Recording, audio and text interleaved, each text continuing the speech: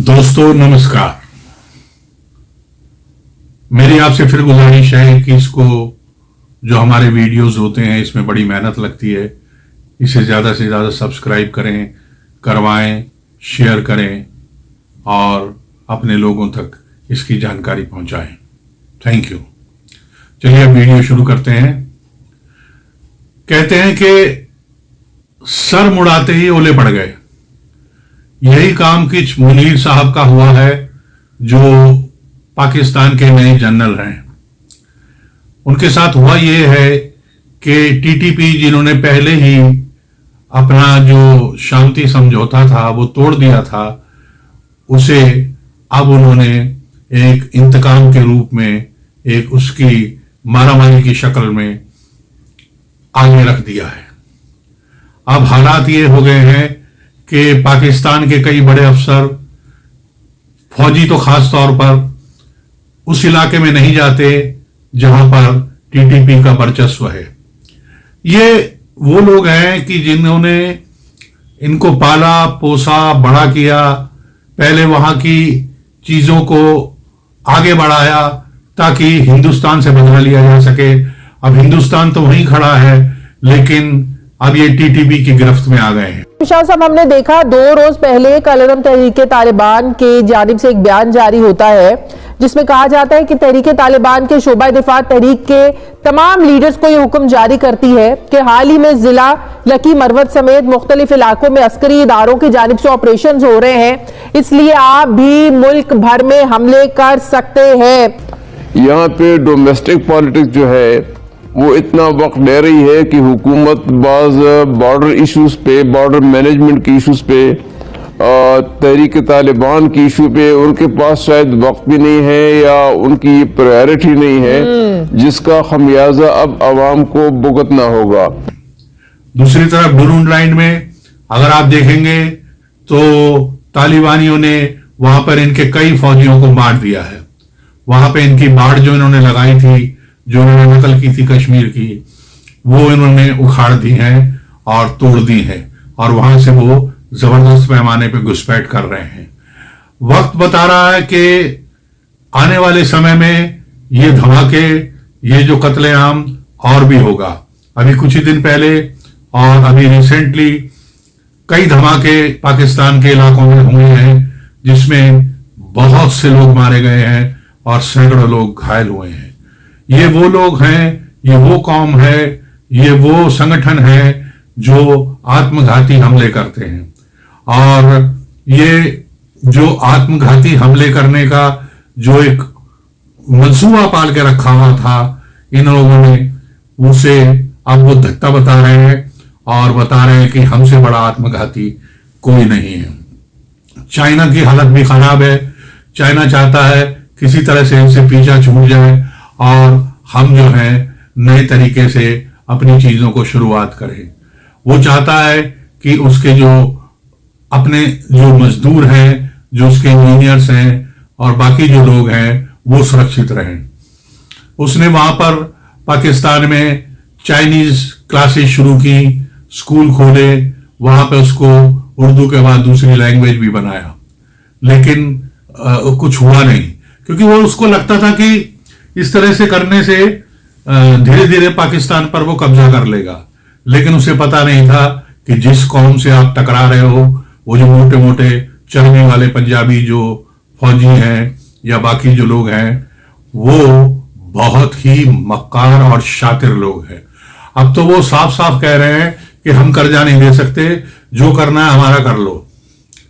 तो ये उसी तरह के लोग हैं जो दुनिया का माल खा के, अपनी चर्बियां बढ़ा के और बाद में उनको ठेंगा दिखा देते हैं।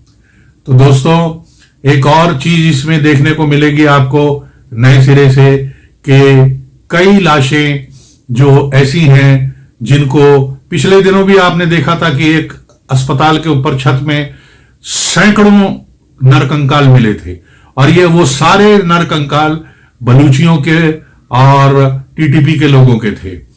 और अब उसी के एवज में, उसी के रिएक्शन में अब बलूची, टीटीपी सब मिलकर इनका जो है संहार करने पर उतर आए हैं। और ये भागे भागे फिर रहे हैं।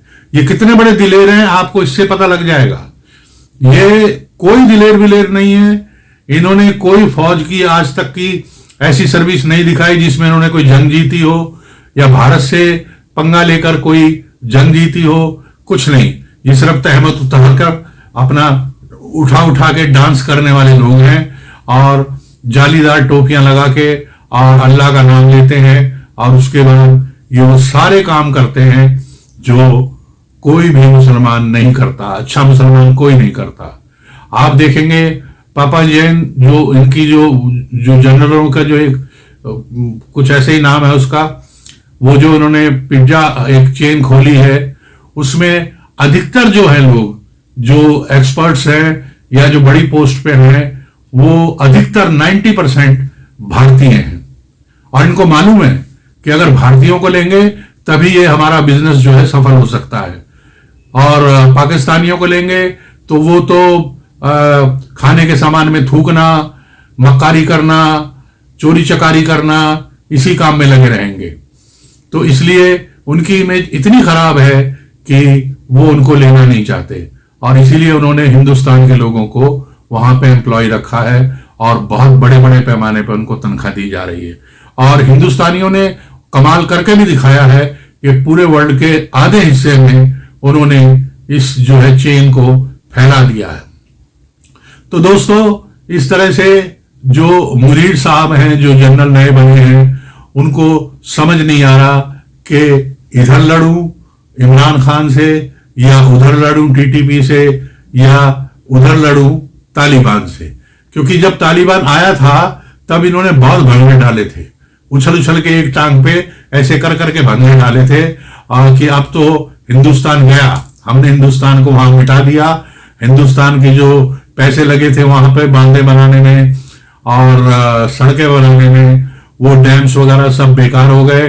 अब वहां की जो पार्लियामेंट की जो बिल्डिंग है वो भी अब तालिबानों के कब्जे में है। तो हिंदुस्तान को हमने शिकस्त दे दी और वहां पर जो है कूद कूद के ये लोग जाते थे, लेकिन हुआ क्या, आखिर में वही हुआ जिसका डर था और जो होना तय था। वही तालिबानी इनके दुश्मन बन गए और इन्हें चोर उचक्का तक कहने लगे। उन्होंने यहां तक भी कह दिया कि हमारे नाम पे खबरदार जो कहीं से पैसे मांगे, अगर हमारे नाम पे पैसे मांगे तो उसके नतीजे बहुत बुरे होंगे। तो इस तरह से तालिबानियों ने भी इन्हें आईना दिखा दिया, टीटीपी ने इन्हें आईना दिखा दिया। एक बहुत बड़ा जो हिस्सा है टीटीपी के अंदर, उसको जो है अब कोई भी पाकिस्तानी फौजी छूने के लिए तैयार नहीं है। उसे उन्होंने मान लिया है कि वो उनकी अपनी सरहद है, अपनी जमीन है, अपना मुल्क है, या जो भी कहें उसको उन्होंने मान लिया है।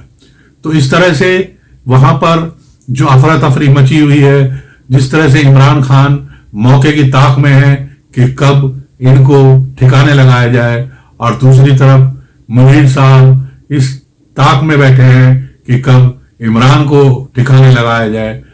तो इस तरह से पूरा खेल चल रहा है। सर्दियों के दिन हैं, वहां पर गैस की किल्लत है, वहां पे ईंधन की किल्लत है, वहां पे दूध की किल्लत है, वहां पे जो है अनाज सब्जियां इन सब की किल्लत है। लोग परेशान बेहाल हैं और अब वो हिंदुस्तान की तारीफ करते हैं। अब वो कहते हैं कि हिंदुस्तान जैसा मुल्क कहीं नहीं है, काश हम हिंदुस्तान में होते। तो अब वो ये बात समझ रहे हैं कि हिंदुस्तान से अलग होकर हमने बहुत बड़ी गलती की है। 75 साल में इन लोगों ने लूटने के अलावा और कुछ नहीं किया। तो दोस्तों आइए अपने आसपास नजर बना के रखिए और बोलते रहिए, जय भारत मां जननी, वंदे मातरम।